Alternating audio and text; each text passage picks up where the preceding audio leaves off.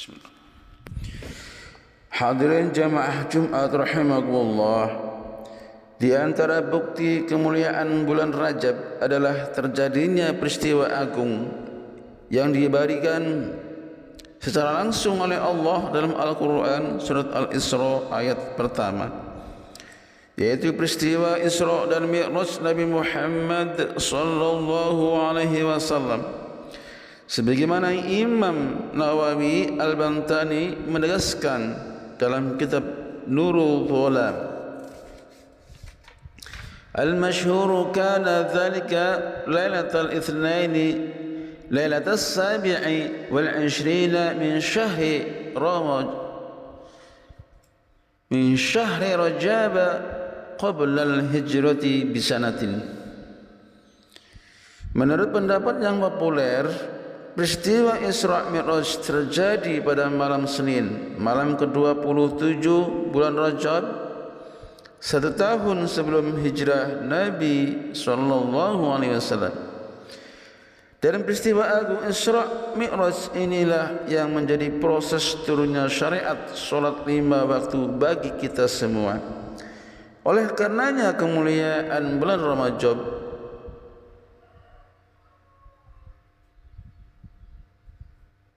semakin dimengerti keagungannya oleh kita sebagai orang mukmin. Hadirin rahimakumullah, dalam semua tatanan syariat Islam, utamanya yang berkaitan dengan ubudiyah seperti salat, zakat, puasa, haji dan lain sebagainya akan terlaksana dengan sempurna jika di dalamnya telah memenuhi 2 unsur, yaitu unsur lahir dan unsur batin, atau juga disebut dengan unsur syariat dan hakikat. Termasuk dalam memahami peristiwa Isra Mi'raj ini juga demikian, akan mendapatkan pemahaman yang sempurna jika telah melalui 2 unsur tersebut.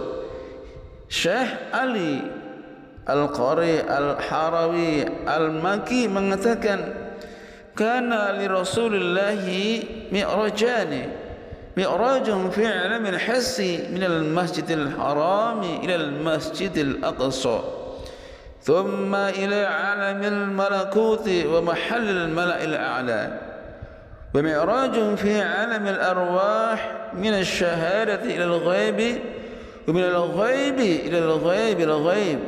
فلما أراد أن يرجع قال الرب تبارك وتعالى المسافر إذا عاد إلى موطنه أضحف أصحابه وإن تحفة أمتك الصلاة الجامعة بين المعراجين الجسماني بالأداب الصلاة معراج المؤمن والأفعال والروحاني بالأذكار والأحوال. ولهذا ورد المفاتح bahwa Nabi sallallahu alaihi wasallam mengalami 2 peristiwa Isra Mi'raj sekaligus.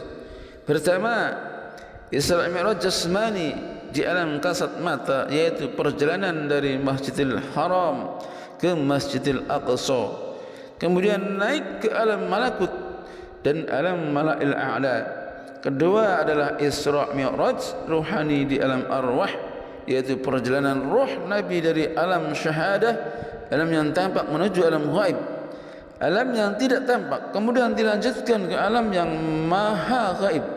Kemudian setelah beliau hendak kembali, Allah berfirman, seorang yang melakukan perjalanan ketika kembali ia akan membawa oleh-oleh untuk para sahabat, dan oleh-olehmu untuk umatmu adalah solat yang menggabungkan 2 mi'raj sekaligus, yaitu mi'raj jasmani dengan adab dan gerakan solat syariat, dan mi'raj rohani dengan zikir dan perilaku solat hakikat. Oleh karena itulah dikatakan dalam salah satu dalil bahwa solat adalah mi'rajnya orang mukmin.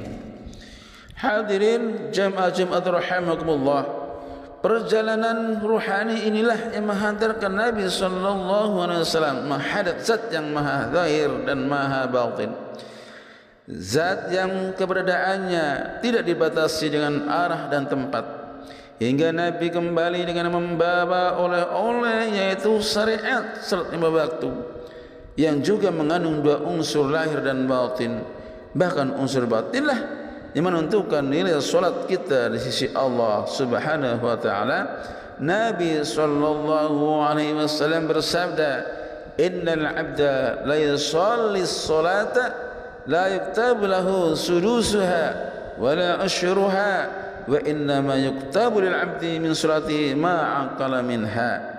Sungguh seorang yang melakukan salat yang dicatat dari salatnya bukan 1/6-nya, bukan pula 1/10-nya, akan tetapi yang dicatat adalah kadar penghayatan dari salatnya. Hadirin jamaah Jumat rahimakumullah, semoga dengan memahami peristiwa Isra Mi'raj ini semakin menambah iman kita kepada Allah Subhanahu wa taala, sehingga dengan hidayah dan pertolongannya kita diberikan kemudahan mampu melakukan ibadah salat dengan sempurna. Amin ya rabbal alamin.